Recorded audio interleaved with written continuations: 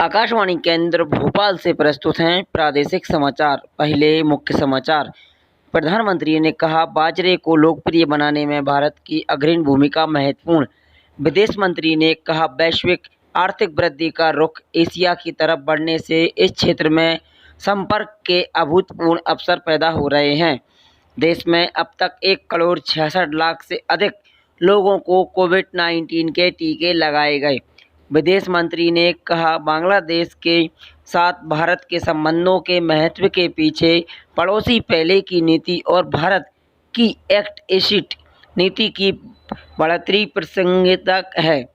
संयुक्त राष्ट्र के विशेष दूत ने म्यांमार में हुए सैन्य विरोध के खिलाफ बड़े कदम उठाने की चेतावनी दी। अब समाचार विस्तार से। प्रधानमंत्री ने कहा कि उन सभी देशों का आभार व्यक्त किया है कि उन्होंने संयुक्त राष्ट्र में बाजरे के अंतर्राष्ट्रीय वर्ष मनाने के प्रस्ताव को पेश किया और इसका समर्थन किया। एक ट्वीट में श्री मोदी ने कहा कि भारत को इस बात का हर्ष है कि इसने बाजरे को लोकप्रिय बनाने में अग्रणी भूमिका निभाई।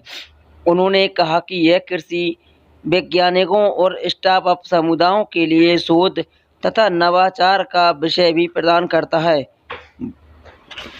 भारत ने कल संयुक्त राष्ट्र महासभा में भारत द्वारा 2023 को अंतर्राष्ट्रीय बाजरा वर्ष मनाने का प्रस्ताव पेश किया था। इस प्रस्ताव का बांग्लादेश, कीनिया, नेपाल सहित अन्य देशों ने समर्थन किया।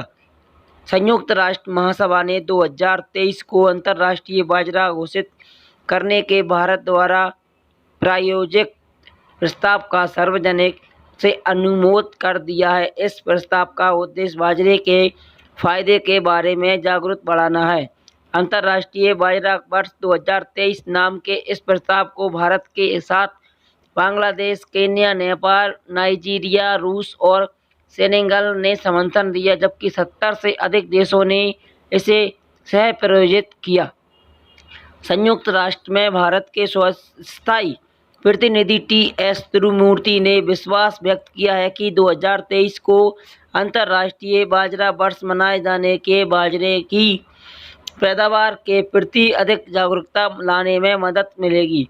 उन्होंने कहा कि ग्राहकों, उत्पादकर्ताओं और नीति निर्माताओं के समक्ष बाजरे के पोषण तत्वों तथा पारिस्थितिकी के लिए फायदे को बढ़ावा देने के साथ साथ पैदावार क्षमताओं, अनुसंधान और विकास संबंधी निवेशों में सुधार लाने की तत्काल जरूरत है। प्रस्ताव में बाजरे के पोषक तत्वों और जलवायु के प्रति लचीलेपन के बारे में जानकारी बढ़ाने के साथ साथ बाजरे का उत्पादन तथा सेवन बढ़ाकर संतुलित और स्वस्थ आहार के बारे में जागरूकता लाने का प्रावधान है। इसमें बाजरे की व्यापक अनुबंधित विविधता और अलग अलग परिणति प्रणाली माहौल में पैदावार की क्षमता को बढ़ाया गया है। संयुक्त राष्ट्र के सदस्य देशों ने भारत के इस प्रावधान की सराहना की।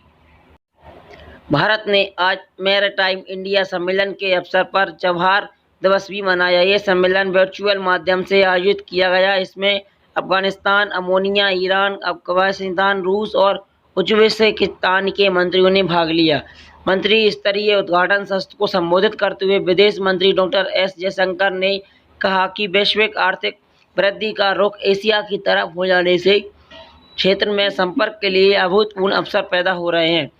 विदेश मंत्री ने कहा कि हमारे लोगों की बढ़ती आकांक्षाओं को पूरा करने के लिए क्षेत्र में बुनियादी ढांचा कमियों को दूर करना होगा। डॉक्टर जयशंकर ने कहा कि भारत सरकार ने क्षेत्रीय संपर्क के महत्व को पहचानने हुए चौबार के निवेश करने का ऐतिहासिक निर्णय लिया। उन्होंने कहा कि इस परियोजनाओं पर कुछ समय तक चर्चा जारी रही, लेकिन प्रधानमंत्री नरेंद्र मोदी की 2016 में ईरान यात्रा के दौरान अंतर्राष्ट्रीय परिवहन पर और पराक्रम ग्वालियन के निर्माण के लिए भारत, ईरान और अफगानिस्तान के हस्ताक्षर कर दिए गए।